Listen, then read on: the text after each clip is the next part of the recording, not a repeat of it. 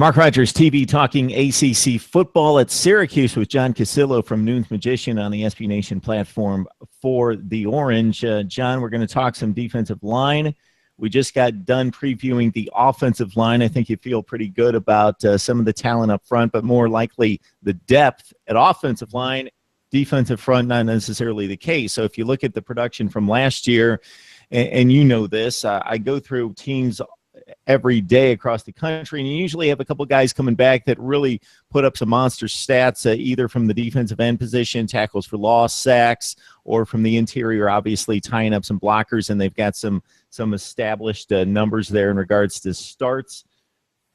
It's pretty much Kayton Samuels with 15 tackles, 2.5 for loss, and Chris Slaton, who had 5 tackles for loss on 20 tackles.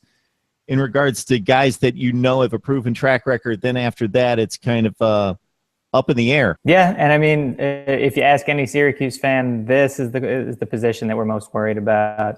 We were hoping for maybe a few grad transfers this offseason to kind of fill some gaps. I know we ended up, we went after Gabe Sherrod for a while from Delaware State. He ended up at Michigan State.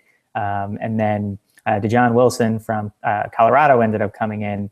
He's going to be a huge help just because while he wasn't an every down guy at Colorado, he's still someone who's seen the field. He's seen college snaps. He understands the game. It's going to be and again, maybe just like the offensive line, it's going to be good to hit reset a little bit just because we go from a very much blitzing, attacking defensive front under Schaefer for the entire time he was here, from defensive coordinator and head coach, to the Tampa 2, which is going to be very much as consistent, 4-man pressure and run stopping.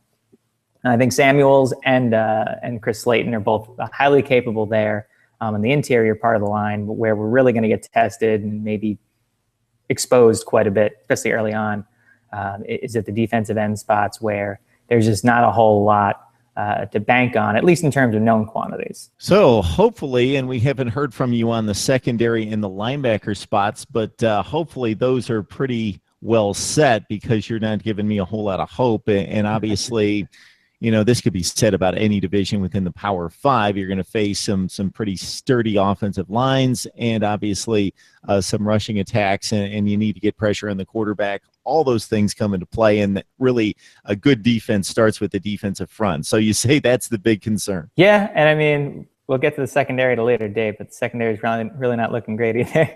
But this is definitely going to be a transition year around the entire defense. Again, it's the scheme change that it's not just your typical 3-4 to 4-3 or whatever. This is going to be, a lot of these players are recruited to press and to create havoc and to create turnovers and big hits. And now we're asking them, you're all going to cover, you're all going to stop the run, you're all going to be playing a very different type of football than what you were brought here to do. And it's going to be interesting to see how many of them are able to do it.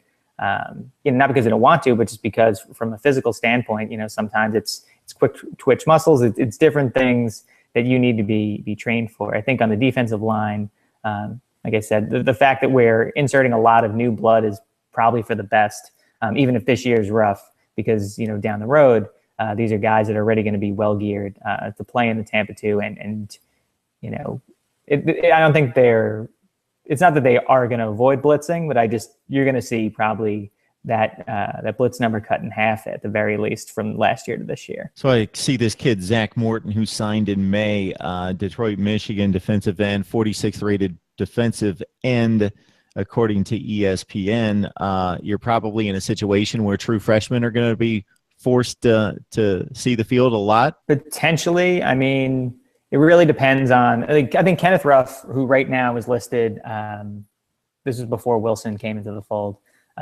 Ruff is definitely listed above most on the 2 deep right now. I think he's going to get time at defensive end despite being recruited as a linebacker originally. Jaquan Nelson, I know he got a late push from Georgia around National Signing Day. I think he's a guy who could definitely see the field. Jake Picard, someone I think a lot of Syracuse fans are really excited about. He's a redshirt freshman, and he's definitely, I'd be shocked if he didn't start. But yeah, he's incredibly athletic. He's a big guy. He's definitely someone to keep an eye on, and someone who's probably going to help dictate whether or not this group struggles mightily or just needs a little time to kind of find a footing. All right, there's a handful of players from the last two recruiting classes who will see significant playing time, so that could be a bad thing this year. It could be a very good thing for years to come. Syracuse defensive front with John Cassillo of Noon's Magician. Appreciate the time, John. No problem, Mark.